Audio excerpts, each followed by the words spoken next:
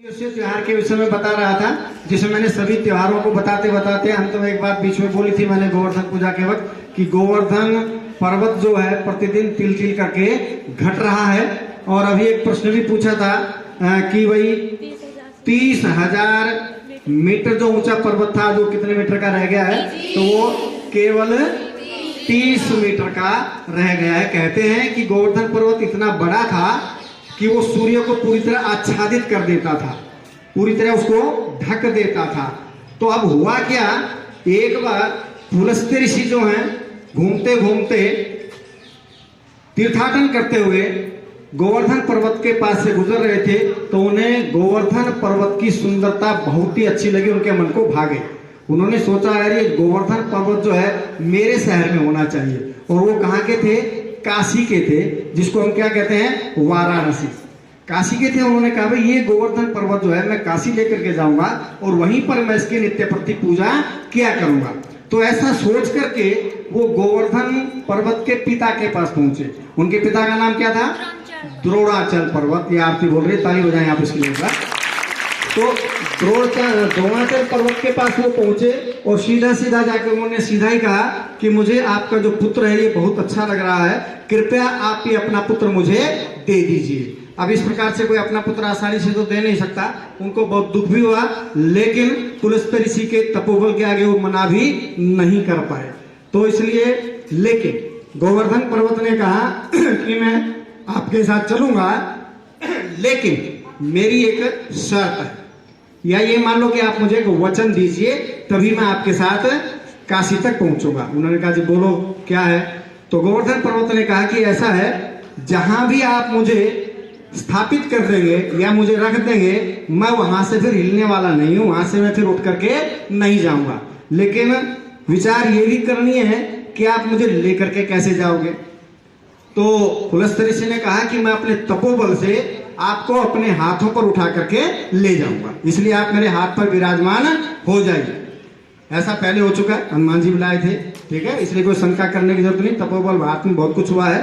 तो अपने तपोबल से उन्होंने गोवर्धन पर्वत को अपने हाथ पर धारण किया और उसको ले चले कहाँ की ओर, काशी की। काशी की ओर जा रहे हैं अब। लेकिन जब गोवर्धन पर्वत जा रहा है तो गोवर्धन पर्वत जाते जाते देख रहा है कि रास्ते में क्या आ गई है, ब्रज भूमि। रास्ते में क्या आ गई है, ब्रज भूमि। उसके मस्तिष्क में बात कौंधती है कि भाई इसी ब्रज भूमि पर भगवान का जन्म होने वाला है, इसलिए मुझे उनकी बाल लीलाओं का यदि दर्शन करना है तो मुझे यही ब्रज की भूमि पर ही निवास करना पड़ेगा। ऐसा विचार करके उस गोवर्धन पर्वत ने अपना जो वजन है वो बढ़ाना आरंभ कर दिया। और इधर जो पुलस्त्य ऋषि ले जा रहे थे उन्होंने कहा भाई बहुत समय हो गया, चलते चलते क्यों ना थोड़ा विश्राम कर लिया जाए, आराम कर लिया जाए। वो अपने उस वचन को भूल गए कि जहां पर इसको स्थापित करूंगा रखूंगा ये फिर जाने वाला नहीं है। तो अपने उस वचन को भूल करके उन्होंने ब्रज भूमि में ही गोवर्धन पर्वत को रखा और उसके बाद वहां थोड़ा विश्राम करने के लिए जैसे ही रुके वो निद्रा में चले गए, सो गए।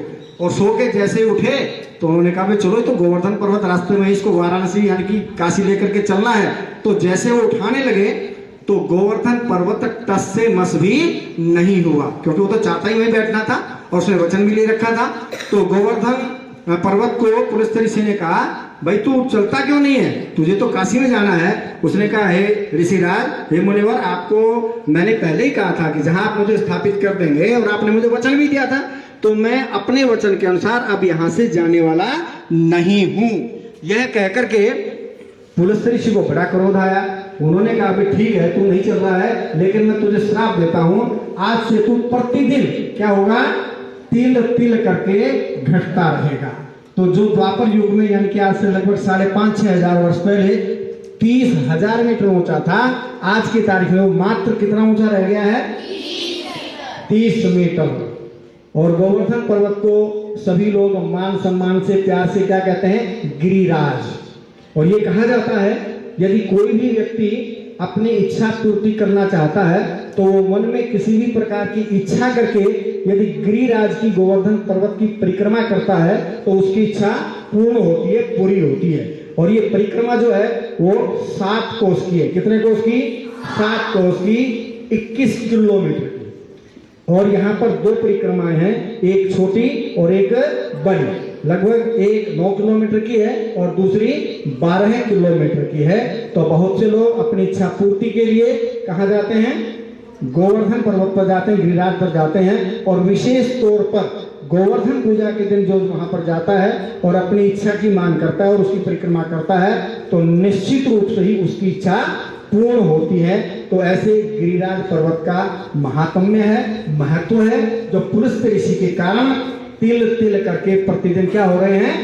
घट रहे हैं। तो ये है हमारे गोवर्धन महाराज की तिल तिल करके घटने की कथा, जो पुराणों में मिलती है, जो लोग कहते हैं। तो आप इसको जाने और जिसकी जो इच्छा हो वो भगवान गिरिराज की क्या करे? परिक्रमा करे। और जो गोवर्धन पर्वत है, आप ये भी मान के चले, वो कृष्ण का ही एक रूप है। यदि किसी ने महाभारत देखी है तो जब गोवर्धन की पूजा हो रही थी तो उसमें साक्षात क्या दिखाए जा रहे थे?